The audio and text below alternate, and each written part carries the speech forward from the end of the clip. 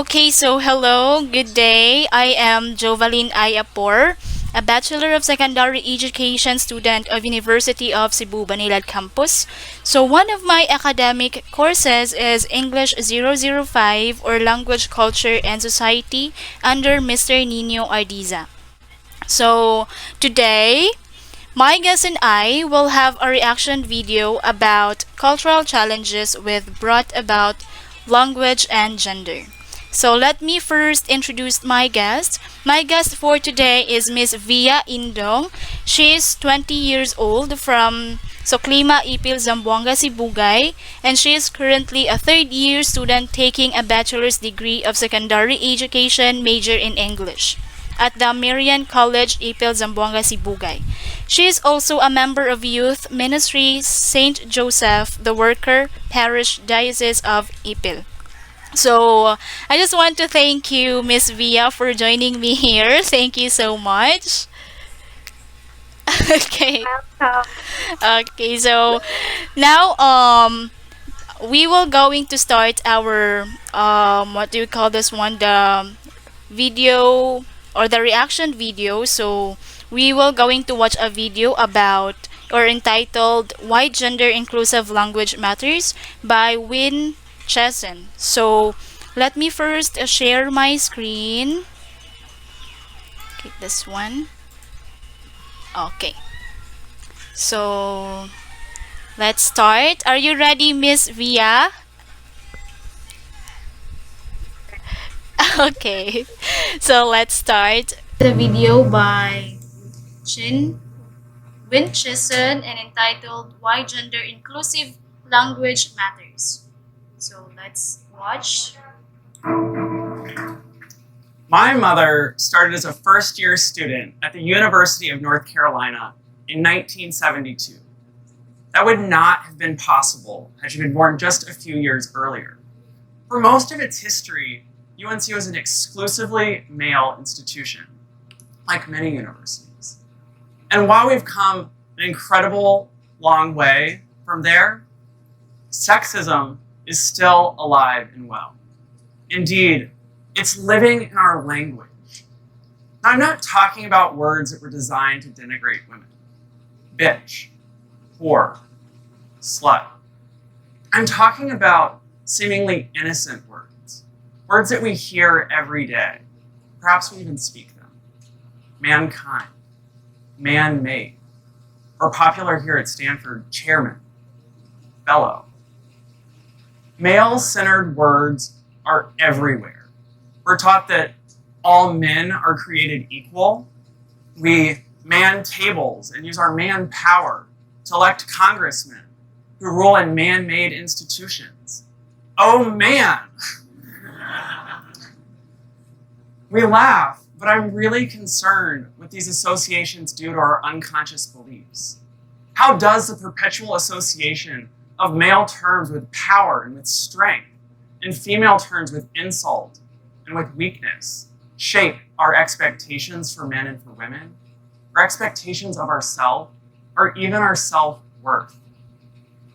Children can help us understand just how powerful language can be. My niece Ella is 5 years old. She has 3 older brothers, and I was babysitting for them. And so I asked them, what do you guys want to do tonight? Ella was silent. A little later, as I was tucking her into bed, she looked up to me and she said, Uncle Win, how come you only wanted to know what the guys wanted to do?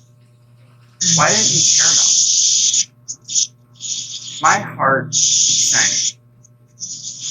Of course I wanted to hear what she had to say.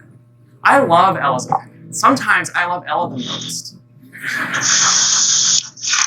I had never meant to suggest that she didn't matter.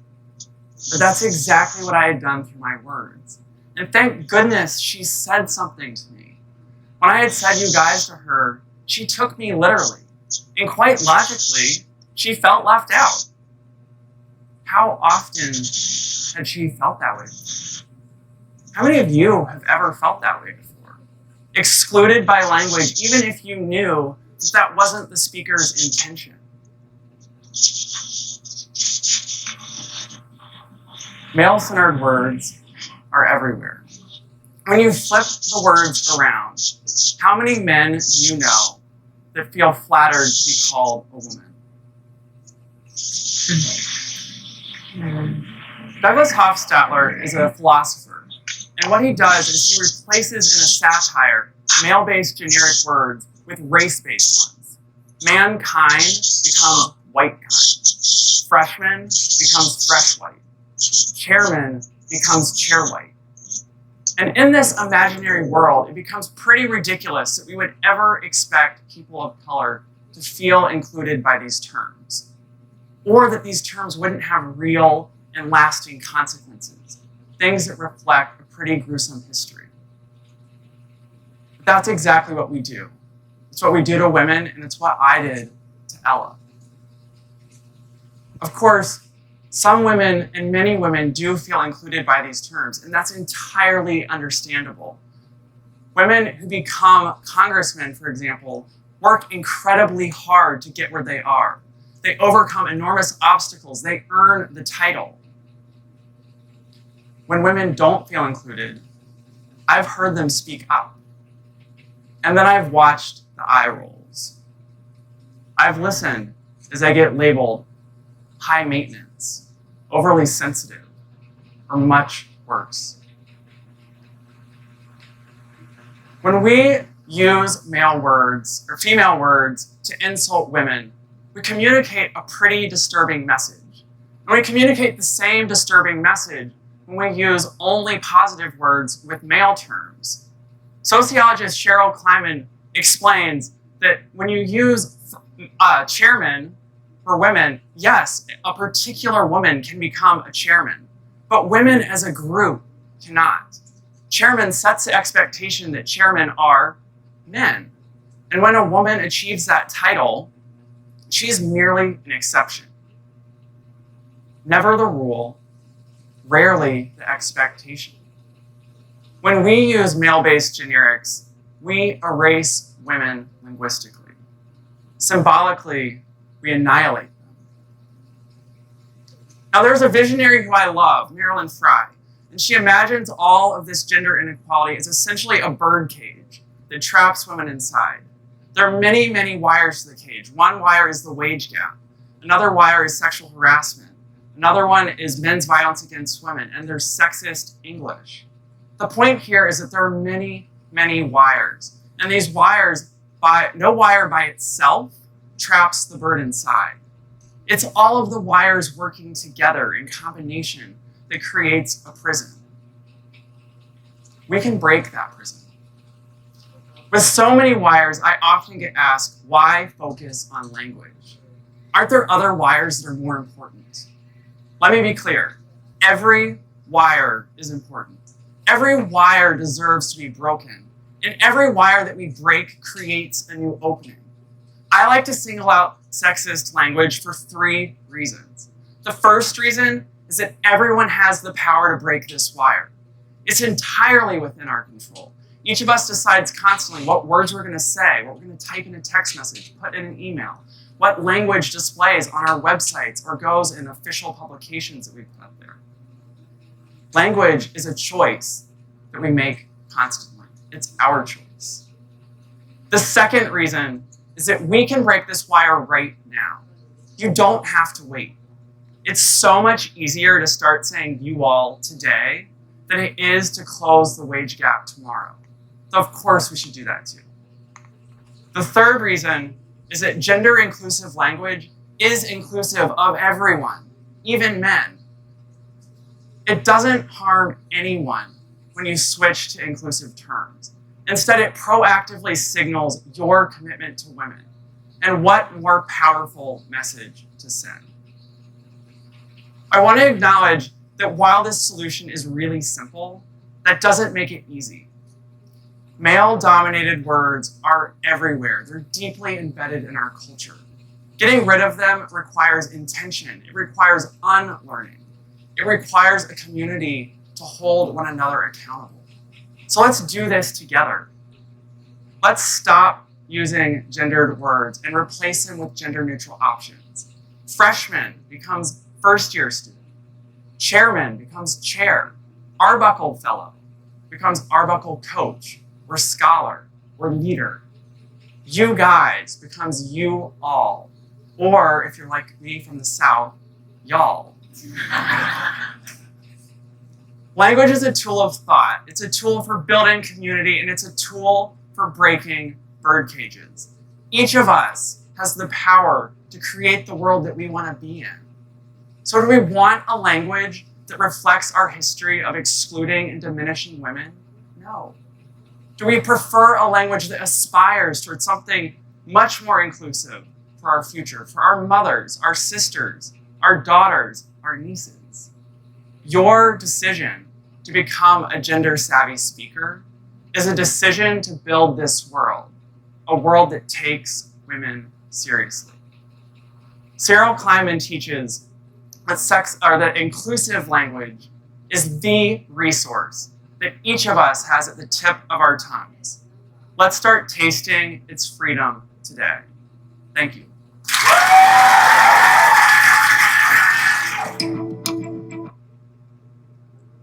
Okay, so now since that the video is done, Miss Via, so I prepared 4 questions for you. So let me stop my sharing first.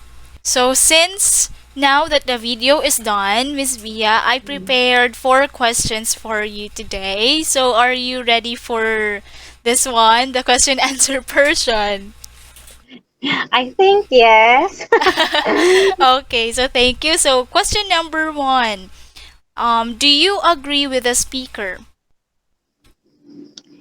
Yes, I agree with the speaker with Mr. Wencheson, which he prevails that we need to be careful with our words, that we should we should use the be sensitive with our words. We should be careful, and we should be prevail with the gender inclusion, right? Gender inclusive language that that this means with speaking and writing and does not discriminate against sex rules or gender rules. Okay, so thank you for that. Thank you for that answer. So let's now proceed to question number 2.